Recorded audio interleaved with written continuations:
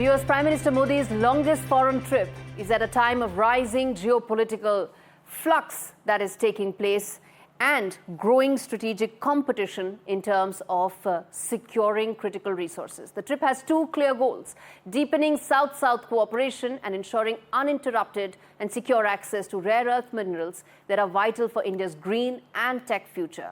Right now, China owns a large part of the global critical mineral supply chain, and India wants to have its own supply, which is why each of these 5 countries are so important. And I'm going to put that out for you to understand what are our gains from each of these countries where the Prime Minister has visited and will go. First up is Ghana, where this is a place where we rely on most importantly, gold. 70% of imports that come from Ghana are actually gold. The total amount of investments that India makes here is about $2 billion.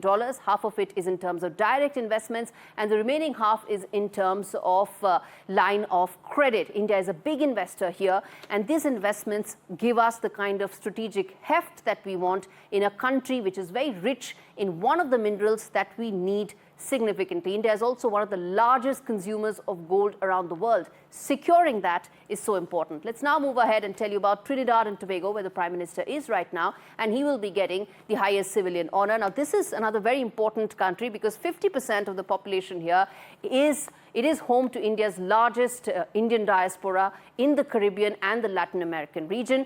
50% of them are from Indian origin, and major items of imports for India include fuels and oil that are key to trade. There is an underlying theme here, which is critical minerals, and you're going to see that in every country. Here in Trinidad and Tobago as well, it is people at one end and energy, and securing that is the other aspect. Let's move ahead to Argentina, where the Prime Minister will head to. Now, this is extremely important because there are 3 aspects here. One is the Prime Minister Modi's bonhomie with Javier Milei.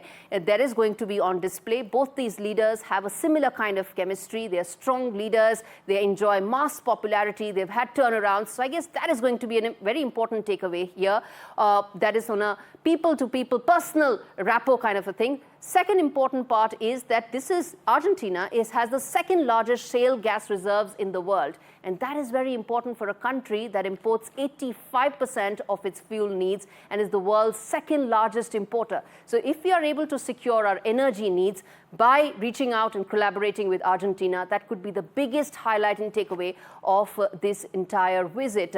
Add to it the fact that the lithium that is there, the lithium reserves in Argentina, again one of the largest in the world, could actually power our clean tech ambitions. That's as far as Argentina is concerned. 54% of India's lithium right now comes from China, and Argentina can help us reduce that dependence. Let's now move ahead to Brazil, which is extremely important because there is the Brics summit where the Prime Minister will be, and doubling down on the South-South diplomacy is going to be extremely important, consolidating the position of India as the voice of Global South. Speaking up for the Global South, representing the Global South has been one of the lasting legacies in the last couple of years for the Prime Minister, for this government, and that is likely to be further stepped on here. It's also going to champion the joint stance against global terrorism. This is going to be a key theme as far as the Brics summit is concerned, and that's going to be important for India. Let's now go ahead to the last stopover for the Prime Minister. The 5th country that he will go to is Namibia.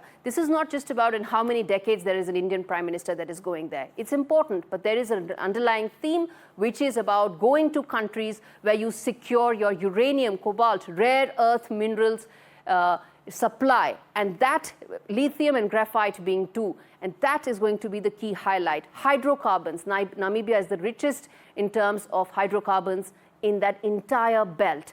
And being able to secure some sort of a cooperation there, some broad understanding, could actually be a big boost. Now, this is longest foreign trip of the Prime Minister, coming at a time of rising geopolitical flux, and ensuring that this critical resources are secured for the long term is going to be extremely significant.